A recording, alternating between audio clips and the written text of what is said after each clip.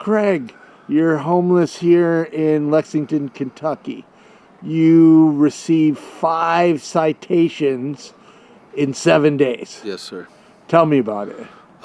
First one was at Thornton's gas station. I was a customer buying 2 packs of cigarettes and a drink.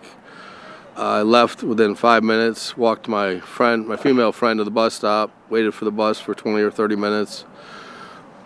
The bus stop was the next door away from Thornton's. I came right back, used the restroom, went out and purchased a giant hot dog with a giant coffee, 24-ounce coffee.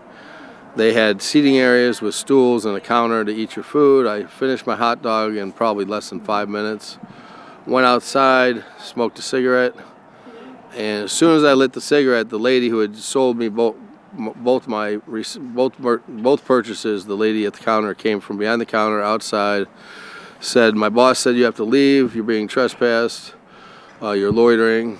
And I said, "Well, I still have my coffee inside. I just finished my hot dog." And so I finished the cigarette. I came back in, and I said, "Can I speak with your boss?" He was already running out from behind the counter at me with the 911 on the phone, the police station, and started screaming at me and yelling at me. And so I went outside. I waited for the police to show up. I showed them I actually made them go back. I made the police go back and get my receipts so they saw that I was a customer.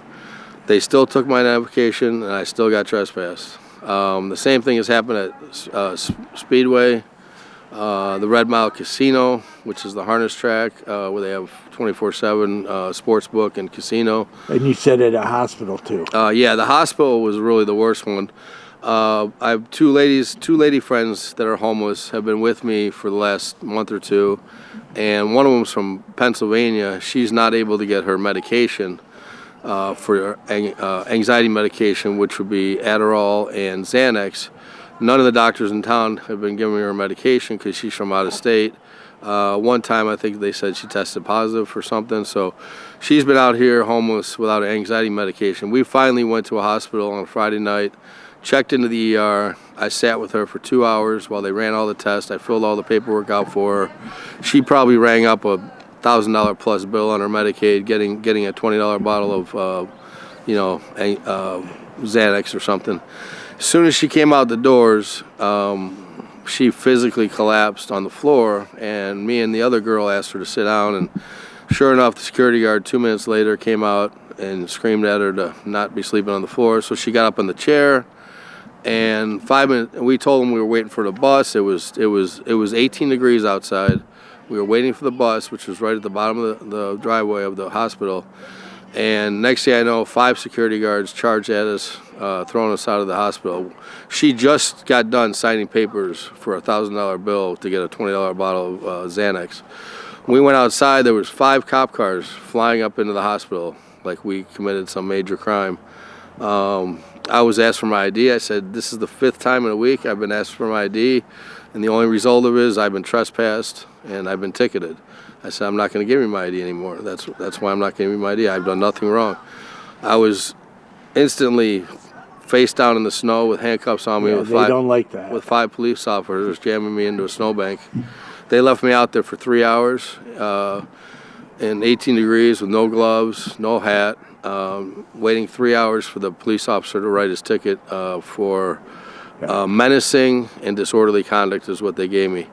All I said to the security guard when they throw us out is, "You guys aren't even police. You're not even mall cops, and you have no authority to do something like that." After we were waiting on my friend to get her medication, and she rang up a huge hospital bill. So I don't know what makes us different customers. As I mentioned earlier, and when I was at Thornton's, I asked the policeman nicely. I said, "What is the discrimination? Is it we're carrying backpacks, we ride bicycles, Right.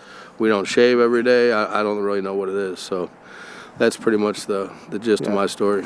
Well, it's discrimination against homeless people. Correct. And it's illegal to be homeless here. Correct. So what happens when you get the citation? I have a court date on February 5th, which is, I think, exactly a month from the date I got the ticket. Yeah, I think I got the ticket on January 5th, so I have a court date on February 5th. So now I have to go find an attorney to represent me. And you're homeless. Exactly. Do you have income? Not much. I try to do side jobs here and there, looking on Craigslist, just trying to find little work here and there. It's hard when you don't have a place to shower and put your head down to get a consistent job. And it's cold. Correct. Oh my gosh. Today's like 5 or 8 degrees, I guess. Yeah.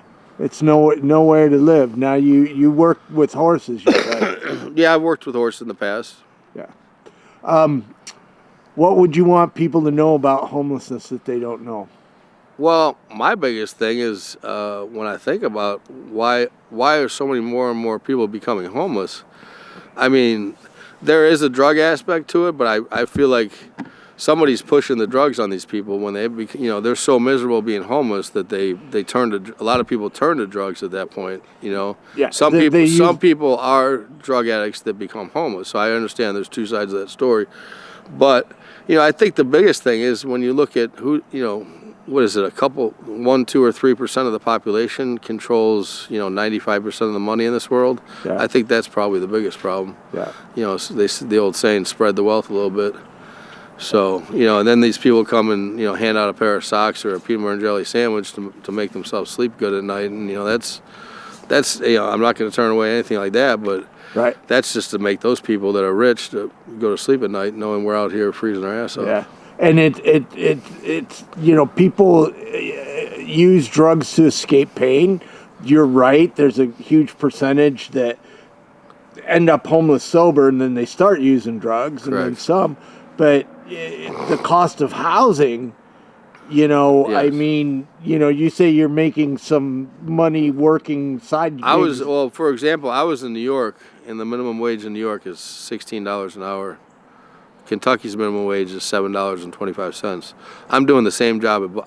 If I'm hot walking horses and they're giving me a bunk to live in, I'm doing the same job. One state's paying me $16 an hour, and one state's going to pay me, $7.25 or whatever they're going to pay you. And you can't afford rent with that. Exactly. If you had 3 wishes, what would they be?